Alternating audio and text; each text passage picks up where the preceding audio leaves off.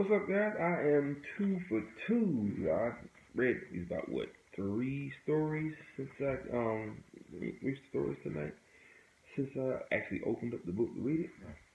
Okay, now this story here is actually a little close to home for me, right here in good old Georgia, where I live. This story is about Michael Adams.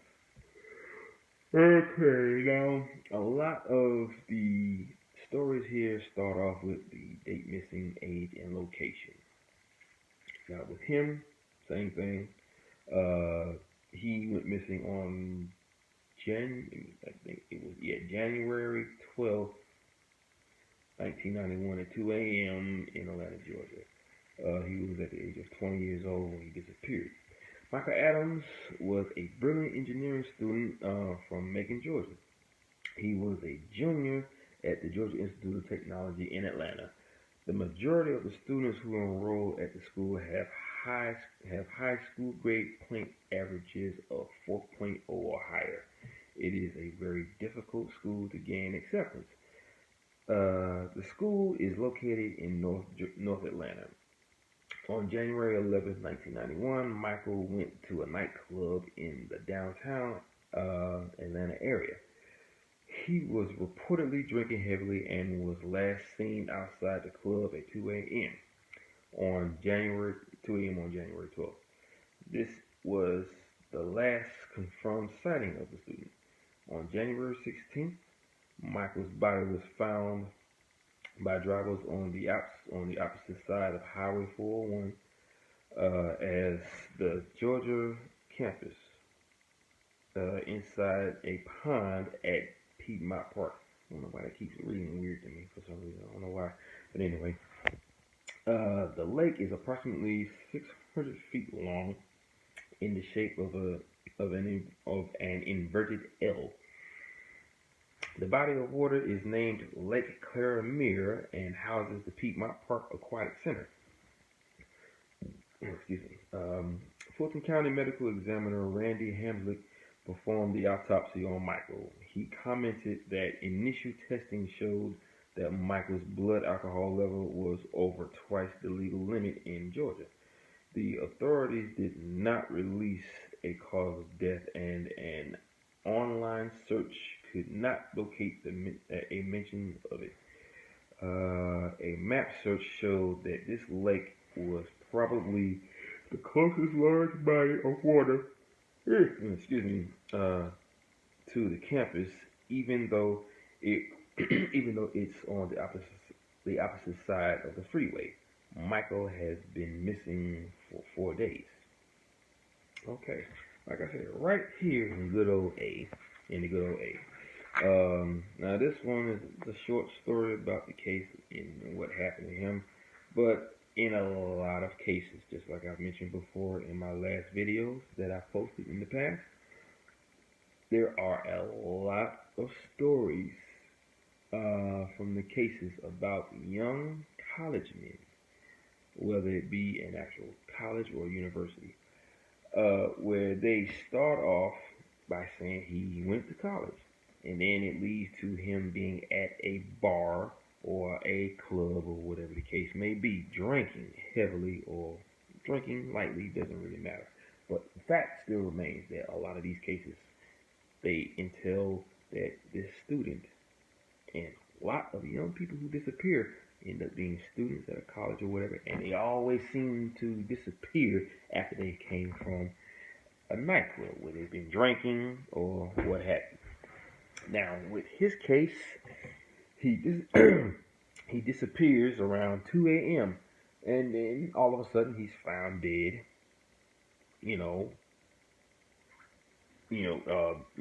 Later on. And now, see, this one I gotta see, was he found in the water? Let me see. They say he disappeared 2 a.m. and he was found dead by drivers. On the opposite side of Highway 401. As the campus inside the pond at Piedmont Park. Okay, so he was found inside of a pond. They didn't mention that he was face up or face down. They just said his body was found in the pond, or near Piedmont Park. Oh boy, excuse me. Now with that, there isn't much to go on, just about this case. But it just said that the that the examiner was saying that his blood alcohol level was twice the legal limit here in Georgia, and that's pretty much the only thing he said. Now, as far as the autopsy, that's all he mentioned about that. When he gave an interview about that. Now, the one thing I can tell you about this is that coroner, he knows something. So the way I see it, he knows something that he doesn't want to tell because it's a very weird situation, when it comes to these people being found dead. Now, they didn't mention that he was found dead and half naked. They didn't mention anything strange about what may have happened. Like, okay, he was dead, but there's no known reason why he was dead. All they said was that his alcohol level was very high, and so he probably stumbled and fell into the pond and drowned, you know. But that's the only theory about this case, Anybody that was to say anything else about it is pure speculation because if David Paulides hasn't found it, that's only because they're probably trying to hide the actual facts as far as why he was found dead. All they can really say was that he, was drunk and he stumbled and fell into the pond. Now I'm pretty sure there's a lot more to this case than they're letting on. But it's like David Paulides has said in the past. You got people who know that something strange happened to that person. Now the strange parts that they know about are so weird and so unbelievable that they know that no one is going to believe it. So they toss that to the side and keep the autopsy report that tells you all of this stuff, behind closed doors. Now, if I had to guess, when his body was found, he was probably partially naked. I say that because he probably just had nothing but his boxers on or underwear. He probably had one shoe on. He probably didn't have any shoes on at all. So his clothes were missing, I'm pretty sure. And I'm only saying this because of all the other cases that I read. His clothes was probably missing. He was probably in that pond with nothing but his underwear on. There was no cause of death, meaning there was no puncture wounds. There was no stab wounds, no pinpricks from needles, meaning he was injected with some sort of poison or whatever the case may be. And this is just pure speculation on my part because of the fact that they only said that his blood alcohol was over twice the legal limit.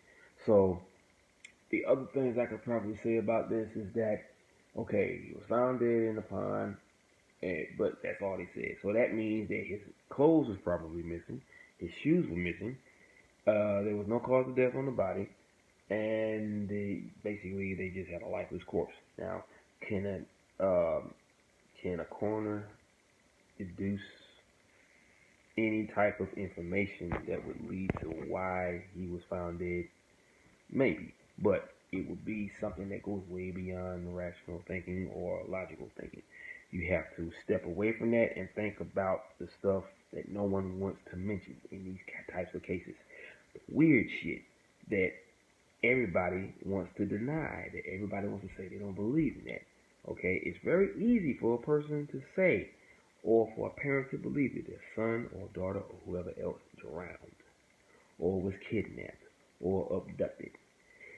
The main words that need to be said is by who or what. My initial part in all this would be for me to say by what, because if it's a who, they are not clever enough to do these things, like kill a person without touching them. Every single case that I have read about people who vanish in national parks, national forests, or even in our backyard. Because there's a lot of cases here where people have disappeared in Illinois, Chicago, New Jersey, uh, Atlanta, Georgia. And every single case comes out the same. It is a dead body that they find that has no cause of death on or near or around it. It's just a lifeless corpse. So I'm thinking that some sort of interdimensional creature with a vast amount of abilities can either siphon your energy out of your body, or it can steal your soul. Now, I mentioned this before about a young man. Well, he's not a young man, but he's a middle-aged man. He's also a captain in the Marines. He talked about a technology that aliens have that the Greys gave the military, where they can actually they can actually extract your soul from your body, put it in some sort of canister, because he says like your spirit, your soul is like a quantum fluid, like a sheet, like a sheet of quantum fluid, and they siphon it from your body. They put it in some sort of canister, and they can actually place it into the body of another person. But this body is a clone of who you were. Okay? Now, I'm not saying that the alien stole his soul. Maybe the military stole his soul and put his soul into the body of a clone that they created to carry out some sort of military mission. I don't know. This is just something that I'm just coming up with because of things that I've heard in the past, and I just piece stuff together. But the way I see it, being able to piece stuff together with all this type of information that holds theory and the mysterious and the paranormal, the unknown, all of the above. I think that is where all this is going. You can put together all the facts you want, and it will give you the insight to think of these things because it is very mysterious. It is very creepy. The fact that a person can be found dead somewhere in, let's say, a marshy area where it's very wet, but yet your body is bone dry. Okay, that means if the coroner says that okay, you've been missing for 2 weeks, and then all of a sudden you show up in the same area that was searched 50 times. But let's just say you was in the water for 3 days, but you were missing for 2 weeks. Where were you those 3 days? Why is your body bone dry? Why is it that you don't have any type of death that shows on the body? Okay, why? And that's the one thing that gets left behind. That main question, why? And what? Because there's got to be something. It is not a someone, it's a something. It could be some type of, like I said, interdimensional creature from another dimension or from another reality, another planet. I don't know, but somehow they have a way to get on or into our world. And they just have these abilities. It's where, like I said this before, where reality is, well, okay, not reality, but okay, how can I put this? Science fiction becomes reality where they come from. Like there may be a world where there's a Superman that we don't know about. There may be a world where a person has these abilities to siphon your soul out of your body. They may have creatures that can actually hurt you without touching you by using their mind. It probably does something to their brain and all the synapses, because they say that you have these synapses and nerves that are connected to every part of your body. So if you mess with those, the motherboard of all of these synapses in your body, and cause these synapses in your brain that are connected to every nerve in your body, it somehow messes with it to the point where it makes your body experience severe pain. And that severe pain carries on until you're traumatized by it and you die from it. But then as soon as you're dead, they disconnect their mind with yours. And the only thing left, as far as evidence, is a dead body. I mean, that's just a theory of mine that I came up with just now. Because if you look at all the facts, how these people are found dead, they're found dead with no markings on their body. That means no bullet holes, no gun, no bullet holes, no stab wounds, no cuts, no abrasions around the neck to indicate that they were strangled to death by either their hand or a rope or a cord. Nothing. They're just a lifeless corpse who had a life here on this planet that was killed by something. What that something was or is, I don't know. But I mean, what else is there for me to say? I mean, the unknown plays a major part in all of these cases. The facts tell you this. Now, whether you are inclined to believe it, that is up to you. But I'm here to voice the information. I'm here to tell you what these books are telling me, because this is what David Paulides, a 20-year retired veteran cop, well, a retired 20-year veteran cop, okay? He's seen this stuff. He has the expertise to find all of this information and piece it together. And when you get it all out there on paper, you look at it, you be like, holy crap, something did this. The question is who? Whatever this thing is, it is clever enough to do what it has to do without leaving any evidence. And it's clever enough to make sure it does what it does in a way that it won't get back to, in a way that's where it won't get back to who it was or what it was. Okay? A human can't do this. It can't think to take enough time out to place a small tooth on a log. That's too precise. They want to kill, get it over with, bury the body, and be done with it. That's what they do. They kill and then just move on to the next victim. They don't take the time out to create these tiny little categories as far as evidence. You know, leaving behind all this stuff. All the serial killers that you've heard about in the past never did this. Unless you're talking about something like this, you know, these kind of killings. It's very well put together, very unorthodox, unorthodox. You know, what can I say? You know, it's very mind-boggling, very strange, very scary. You know, I wouldn't want to be one of the victims. I definitely wouldn't want to be one. I don't want to go into no national park. I don't want to go into no national forest.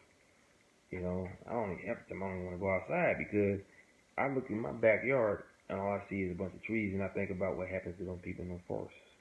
I can't even go in my backyard sometimes because of that. Because something might grab me and pull me in there, and I'll never be seen again. Just like what happened with this one young man that lived here in Georgia. He was taken by something with so much force that it pulled him right out of his shoes. And David Paulides said it was clear that he had been pulled in such a way that he ended up sideways, which is the reason why all of his change from his pockets was on the ground. And one thing that got left behind was one shoe, but they found the other shoe near a lake on the property of some guy that had a fence encased around his property. But like I said, that's my time on this story. I will read more as usual, and I will post these stories on my page. So if you want to come back and listen to the next story, you know where to find me, right here on YouTube. And all you have to do is hit me with a thumbs up. Never this. I would think that you like it enough to do this. Because that's what I'm hoping for. That's what I'm here for. To give you guys some insight. And then subscribe right here. And then leave me a comment below. You know, give me some intel. You may know something that I don't know. You know, you may have had an experience that is remotely close to this. So, aloha, mahalo, and a hui ho, guys. Peace out.